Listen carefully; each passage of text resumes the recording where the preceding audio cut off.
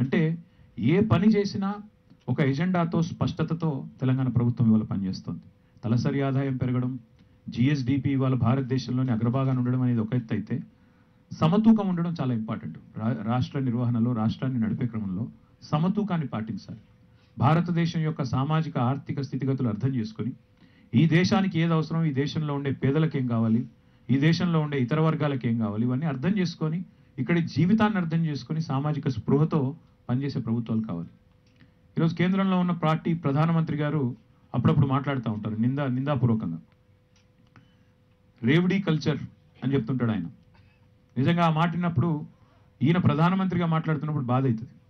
ఎందుకంటే ఈరోజు కోవిడ్ తర్వాత అత్యధికంగా పేదలుండే దేశం ఏది ప్రపంచంలో అంటే భారతదేశం. నైజీరియాని దాటిపోయినాం మనం ఇవాళ పావర్టీలో.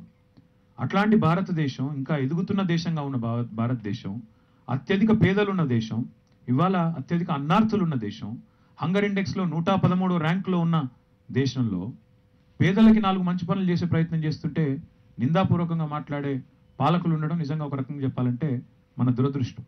కానీ తెలంగాణలో ఆ పరిస్థితి లేదు.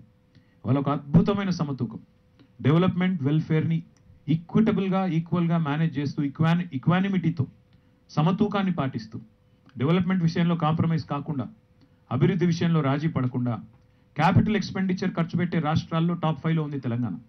ఇంకోవైపు ఫిస్కల్ ప్రుడెన్స్ని ఎగ్జిబిట్ చేసే విషయంలో, ఫిస్కల్ ప్రుడెన్స్ అంటే అప్పుల విషయంలో కానీ ఇంకోటి కానీ పెరుగుతున్న వృద్ధి రేట్కి అప్పులకు కూడా ఒక సమతూకాన్ని పాటిస్తూ, ఆర్బీఐ చెప్పేది ఏంటి, డెట్ జిఎస్డిపి రేషియో చూడాలంటారు.